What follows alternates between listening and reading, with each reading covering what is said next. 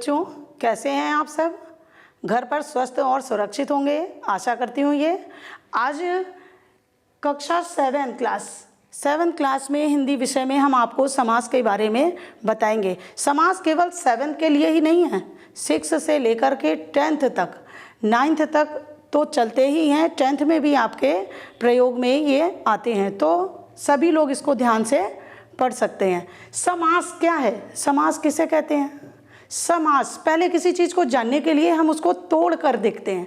तो समास को अगर हम तोड़ें, विग्रह करें, तो शब्द आता है सम और आस। सम माने होता है पास में और आस माने होता है बैठना। आस धातु बैठने के लिए आती है। आसन कहते हैं, आसन लगा लें, तो आसन मीन्स बैठना, तो आस धातु बैठने के लिए। अब सम माने पास में और पास में बैठना, मतलब पास पास में मिलाना। किसी भी दो शब्द या पद को आपस में मिला देने को समास कहते हैं। अब समास की परिभाषा क्या है? परस्पर संबंध रखने वाले दो या दो से अधिक शब्दों को मिलाकर नवीन बनाने की क्रिया को समास कहते हैं। तो जब दो पद या दो शब्द अलग अलग होते हैं और हम उन्हें मिला करके एक बना देते हैं और वो उसका अर्थ भी नया देते हैं, तो उस शब्द को समास कहते हैं। अब समास जो बन जाते हैं, माने जो बने हुए नए शब्द हैं, उन बने हुए नए शब्दों को ही समस्त पद या सामासिक पद कहते हैं। समस्त पद, दो अलग अलग शब्दों को मिला करके जो नवीन शब्द बनता है उसे समस्त पद या सामासिक पद कहते हैं।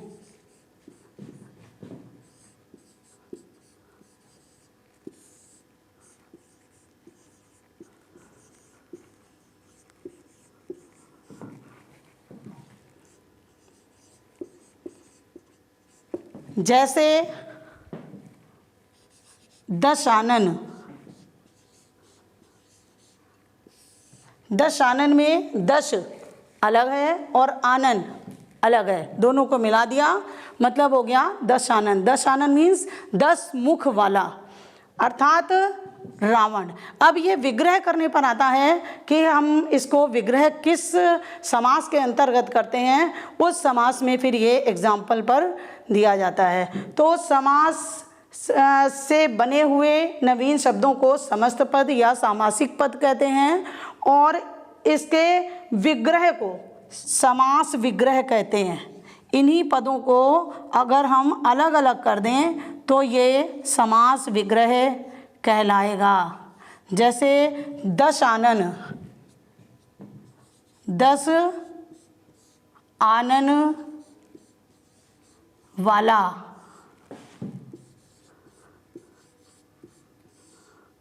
दस आनन वाला, ये आपका समास विग्रह कहलाएगा। माने शब्दों को मिलाने को हम समास कहते हैं, उनसे बने हुए शब्द जो हैं वो समस्त पद कहलाते हैं, और उन्हीं पदों को जब हम विग्रह करके अलग अलग लिखते हैं तो वो प्रक्रिया हमारी समास विग्रह कहलाती है। तो बच्चों, आपने देख लिया समास किसे कहते हैं, समस्त पद या सामासिक पद किसे कहते हैं, और समास विग्रह किसे कहते हैं।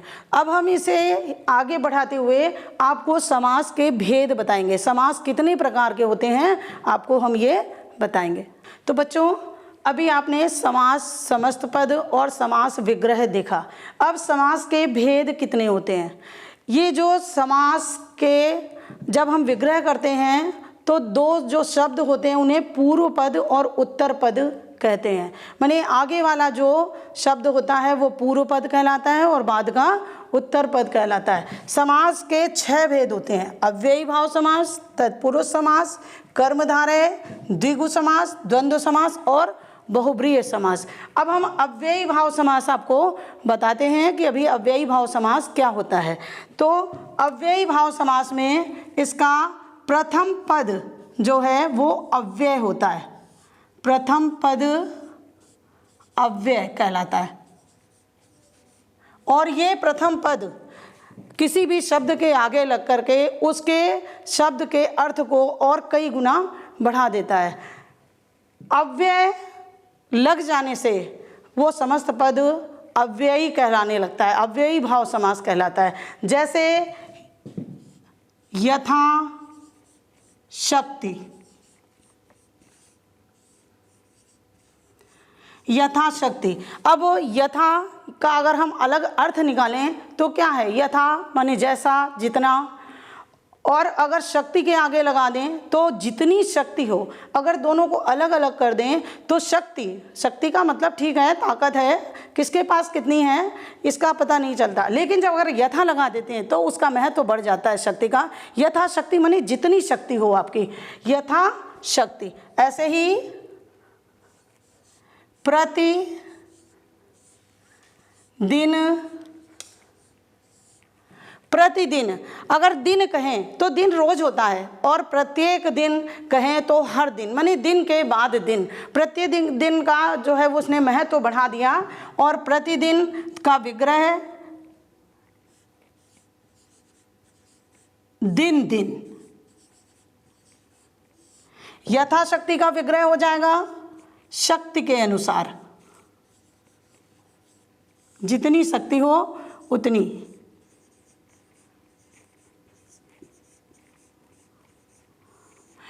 तो बच्चों आपने अव्ययी भाव समास देखा, अव्ययी भाव समास के उदाहरण देखे जिसमें प्रथम पद अव्यय होता है। अब दूसरा आता है तत्पुरुष समास। तत्पुरुष समास में क्या होता है, प्रथम पद गौड़ होता है और दूसरा पद, अंतिम पद जो है वो प्रधान होता है। तो तत्पुरुष समास में अंतिम पद प्रधान होता है।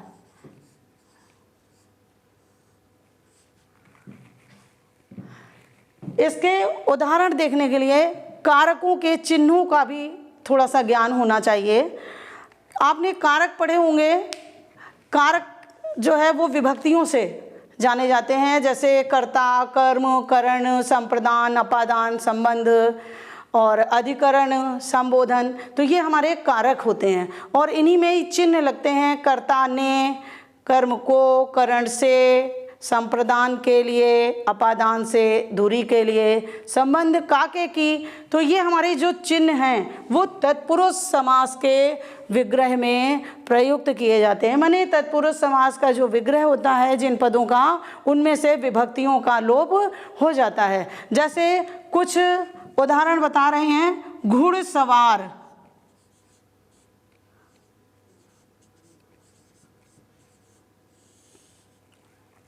घुड़सवार। अब इसका विग्रह क्या होगा, घोड़े पर सवार।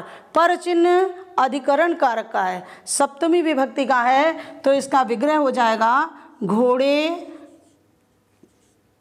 पर सवार। और जब ये चिन्ह हटा देंगे, समस्त पद बनाएंगे तो हो जाएगा घुड़सवार। ऐसे ही धनहीन, विग्रह करेंगे धन से हीन, से करण कारक, तृतीया विभक्ति का चिन्ह से है, और जब इसका समस्त पद बनाएंगे तो से हटा देंगे और धनहीन बन जाएगा। ऐसे ही यश प्राप्त,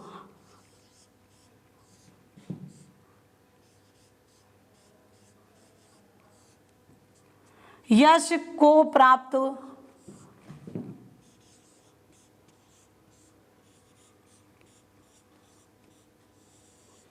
को चिन्ह कर्म कारक का है, द्वितीय विभक्ति का प्रयोग होता है।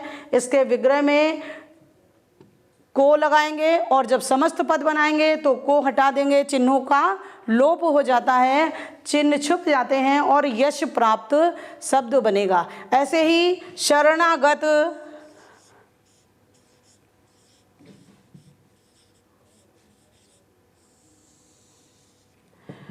इसका विग्रह होगा शरण में आगत, माने शरण में आया हुआ, शरणागत बनेगा। ये आपने देखे तत्पुरुष समास के उदाहरण थे। ऐसे ही सभी विभक्तियों में इसके और भी उदाहरण हैं। अब अगला हम आपको कर्मधारय के उदाहरण बताएंगे और परिभाषा बताएंगे कि क्या उसमें परिभाषा है। बच्चों, अब कर्मधारय समास के हम उदाहरण देखते हैं। कर्मधारय समास क्या है, इसकी परिभाषा क्या कहती है? प्रथम पद इसका विशेषण होता है और दूसरा पद विशेष्य होता है। माने दूसरे पद की विशेषता जो है वो पहले पद में बताता है, वो कर्मधारय समास होता है। कुछ एग्जाम्पल हैं इसके। इसका प्रथम पद विशेषण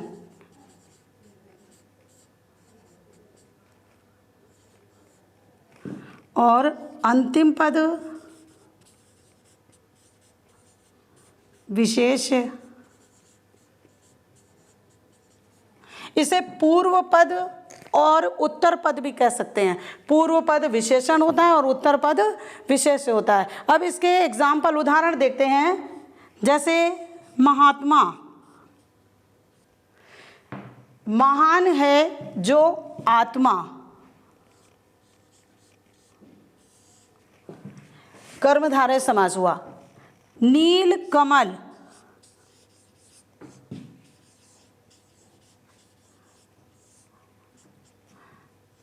नीला कमल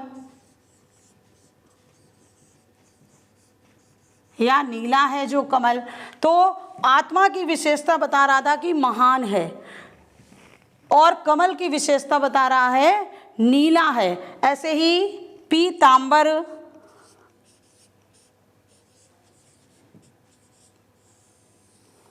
पीतांबर माने पीला है जो वस्त्र, अंबर की विशेषता, वस्त्र की विशेषता पीला।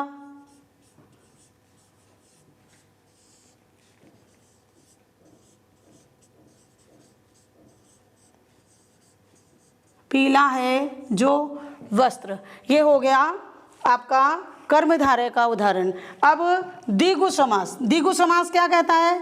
द्विगु समास जो है ये संख्यावाची होता है, संख्यावाची। इसका प्रथम पद संख्याओं को दर्शाता है, जैसे 1 2 3 4 5। अब इसके उदाहरण हैं चौराहा,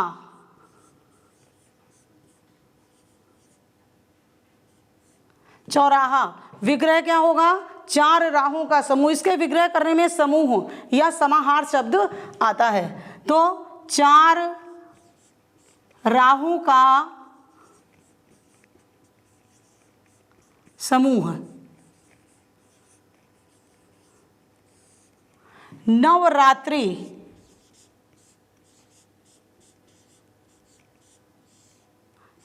नवरात्रि 9 शब्द आ गया, तो आपका ये द्विगु होगा समास, संख्यावाची है। नवरात्रियों का समूह,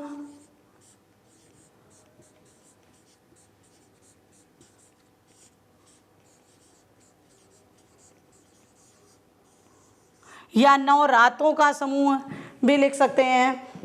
बच्चों, द्विगु समास के उदाहरण तक हो गए थे। अब हम आपको द्वंद्व समास बताएंगे। द्वंद्व समास क्या होता है? द्वंद्व क्या होता है? द्वंद्व माने दो, और जो दोनों चीज़ें बराबर की हों, माने इसमें दोनों ही पद प्रधान होते हैं।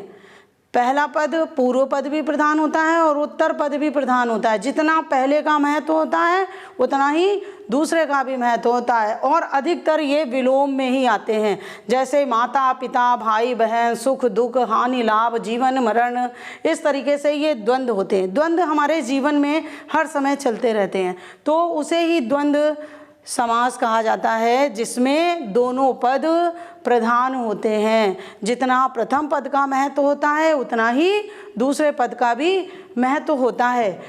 द्वंद्व समास के उदाहरण अब हम आपको लिखकर बताते हैं। द्वंद्व में दोनों पद प्रधान होते हैं,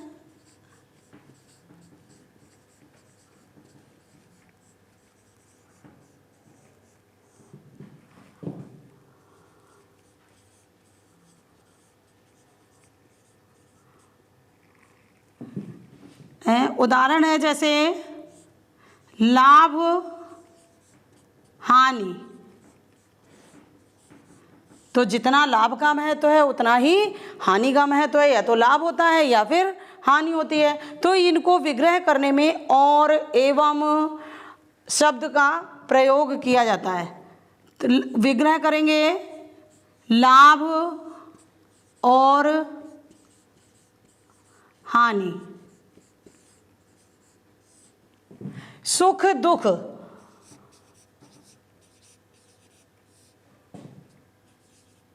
बीच में योजक चिन्ह होता है और विग्रह करने में योजक चिन्ह हटा करके और शब्द का प्रयोग किया जाता है। सुख और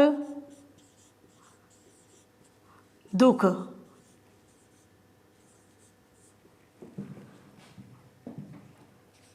भाई बहन,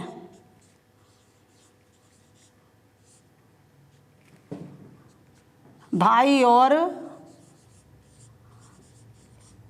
बहन, ऐसे ही आकाश पाताल, माता पिता, माता और पिता, आकाश और पाताल, और भी शब्द जो द्वंद्व में आते हैं वो उनका इसमें प्रयोग करते हैं। बहुब्रीहि समास में दोनों ही पद प्रधान न होकर के अन्य पद की प्रधानता होती है। इसमें अन्य पद प्रधान होता है। इसके उदाहरण हैं दशानन। अब विग्रह करेंगे, ना दस का महत्व है ना आनन का महत्व है। विग्रह में आएगा 10 हैं आनन जिसके,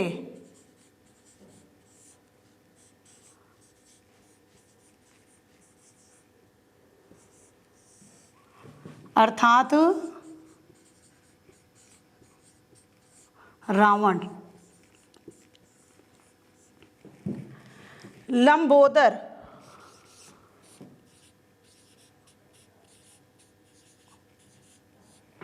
विग्रह होगा लंबा है उधर जिसका,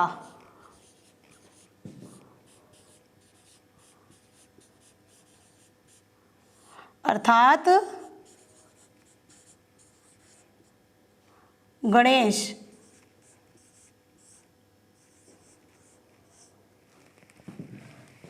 चक्रधर,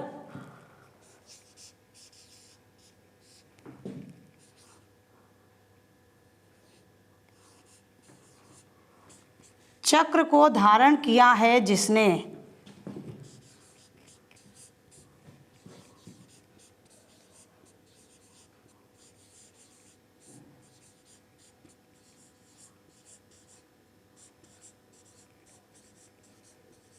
जिसने अर्थात कृष्ण।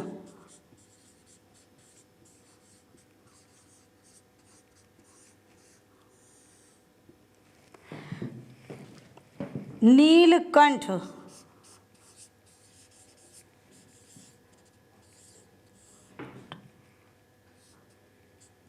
नीला है कंठ जिसका,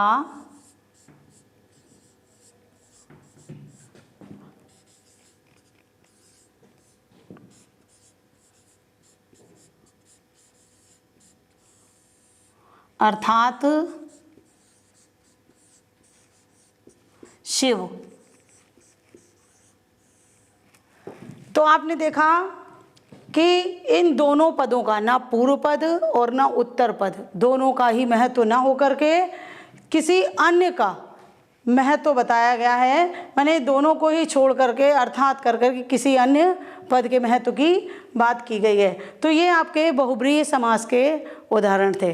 बच्चों, आपने समास पढ़े, सामासिक पद पढ़े, समस्त पद और समास विग्रह देखा, समास के भेद देखे, समास के भेदों के सभी के उदाहरण देखे। अब और उदाहरण आप अपनी पुस्तक से लेकर के इनका अभ्यास करिएगा। अगले वीडियो में हम फिर कुछ नया आपको फिर से पढ़ाएंगे। धन्यवाद।